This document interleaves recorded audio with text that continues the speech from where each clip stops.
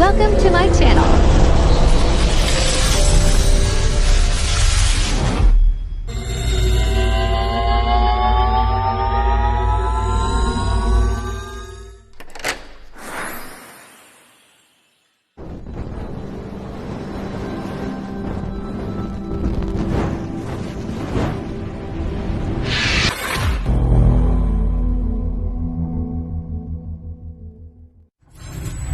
Enjoy watching. Of our DTI Business Counselor, Ms. Maria Vanessa Navarro. Thank you so much po. Good afternoon po sa Gabos. Barasog. Ayan po. So, salamat po sa opportunity na makapag-share patungkol sa 4p's. So, bago po muna kita mag-discuss sa tuyang patungkol kung ano po ang 4p's program, binabati ko po muna kayo na happy, anong sineselebrate? Women's Day, Women's Month. Ayun po. So, sige po. So, ako po ay naatasan na mag-share sa inyo patungkol sa 4p's program, ano po sa DSWD. So, ngayon po, ang 4p's sa Banwaan ng San Fernando ay ilang taon na po kaya? Since? Ilang taon? Sa mga nakikita, ayan. So, ang 4p's po ay since 2012, 11 na dumating po sa bayan ng San Fernando. Ano po? So, ano po ang 4p's program? Sige po. So, sa ngayon po, naging ano na po ito, naging batas, Republic Act 11310, noong 2019. Okay po? Saan ba? Dapat. Dito na lang. So, ang 4p's program, Pantawid Pamilyang Pilipino program, marami po dito ang nakikita kong beneficiary, mga partner beneficiary. So, ang 4p's program po ay hinango sa, saan kayang bansa? Ang 4p's program ay hinango sa Latin America and African countries, which is, kumbaga, ang objectives ay ma-uplift yung mga household sa poverty. So, ang 4p's program ay dalawa po ang objetibo. So isa po dyan ang social assistance and ang social development. So, sa mga hindi po nakakaalam kung ano ang 4p's, sa social assistance, dito po ay nagbibigay ng cash assistance.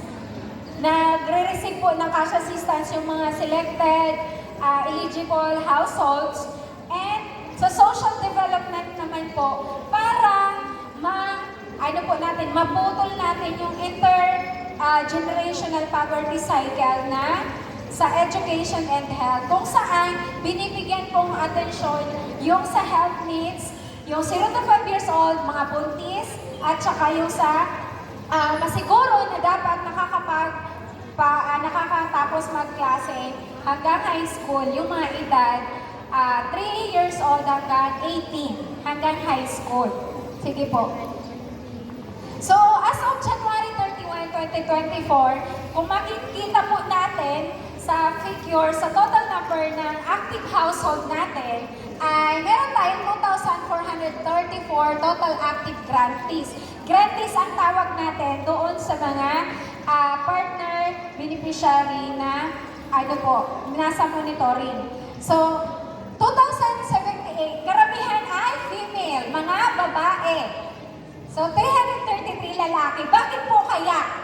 Bakit kaya ang mga grantee natin sa 4p's ay mga babae? Dahil? ang lalaki. Ay, ayaw magpa-interview to. Ayan. So, hindi naman po sa ayaw magpa-interview ng mga lalaki. So, talaga, babae po yung pwede naman lalaki. Pero madalas po kasi, noong mga panahon, ang mga babae, di ba po, nasaan? Tanging ina. Tanging tagalaba, taga-luto, taga-plancha, ano pa, taga-alaga, taga-linis. Yan. Pero sa 4p's program, ina-advocate natin na dapat ma-empower natin ang mga kababaihan. Sa pamamagitan ng una, sila po yung pinipiling maging grantee para sa family development session na binibigay ng 4p's program ay ini-empower natin sa human development, ini-empower si mga kababaihan ng kanilang mga karapatan bilang isang babae. Hindi na lang bilang isang asawa, may bahay, bilang isang taga-luto, taga-laba, kundi bilang isang pantay ang kakayaan. Kumbaga, gusto natin mabigyan ng pantay na oportunidad ang mga kababaihan na ma-develop ang inyong mga kakayahan. Bako lang po na sa loob ng harong, kundi sa labas na inyong bahay, gaya ngayon. Sino ang mga attendees po dito ngayon? Mga babae. So, hindi na lang tayo nasa loob ng bahay. Madalas tayo ay mga miyembro or officer ng mga organisasyon sa eskwelahan man yan, sa barangay, sa lungsod ng ating bayan. Kumbaga, hindi na lang tayo nakakulong sa 4 na sulok ng kwarto. So, sige po. So, meron din naman po tayong tinatawag na mga partner parent leaders sa 4p's program, kung saan sila po ay voluntaryo na nagseservisyo, nagmamalasakit. May mga nakikita po ako dito ng mga parent leader na member din po siguro dito sa Women's Month Organization. So 97 dyan, sa Banlangan ng San Fernando, 97 ang ating partner parent leaders. Tingnan niyo po yung figure, ilan ang lalaki? Isa lang po ang parent leader natin na lalaki. Pero wala naman po tayo, na bawal ang lalaki. Pero kung makikita nito sa mga active sa organization, karamihan po ngayon ay mga babae. So, meron tayong 97 parent leader, 96 dyan ay babae. So, sa din po, sa mga assistant parent leader, lahat po ay mga babae na. Sige po. So sa 4p's po, dahil tinutugunan natin ang mga pangangailangan sa edukasyon at sa health, katuwang po natin ang mga iba-ibang ahensya ng gobyerno. And sa eskwelahan po, meron tayong mga partner ng daycare. Sa daycare po, center, sa Child Development Center, meron po tayo 25. Sa elementary, high school, may 5. Wala naman po tayo dito college or university. Meron tayong isang AS. So, all in all po, ang katuwang natin sa pagpapatupad ng 4p's program ay 51 na school facility. And then yan po, since sa social assistance, nagbibigay tayo ng cash grants, pera. Sa elementary po ay 300 pesos. Sa high school na junior ay 500 pesos. Sa senior high, 700 pesos. Meron pong rice subsidy na 600 pesos kada buwan. At health, yung kung saan kapag na-monitor na nakasunod, kasi tayo ay RCCT Regular Conditional Cash Transfer Program, may kondisyon na sinusunod. Hindi po tayo gold out na nagbibigay lamang ng pera na makatapos wala na tayong gagawin. Meron pong kondisyon na dapat makomply ang beneficiary para sila ay makareceive ng cash grant. So last year po, yan po, ang total na binabigay sa bayan ng San Fernando ay meron tayo binaba na 62,140,452 pesos.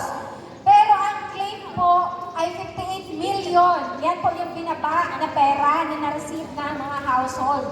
So meron pong unclaimed dahil wala pong cash card last year kasi ang mode of natin pag-receive ng cash grant ay meron tayong cash card na tinatawag. So, ini-enroll natin sa land bank na para magkaroon ng account. Okay po, dati po payroll. Pero noong 2019 ay na-transfer na po sa cash card para po mabilis na matanggap na beneficiary.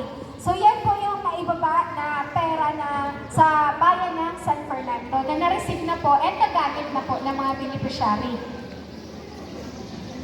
Ayan. Meron din po tayong tinatawag na ESSI, pero ngayong 2024 lang yan. Selected lang po muna dahil limited lang ang fund, Enhanced Support Services Intervention.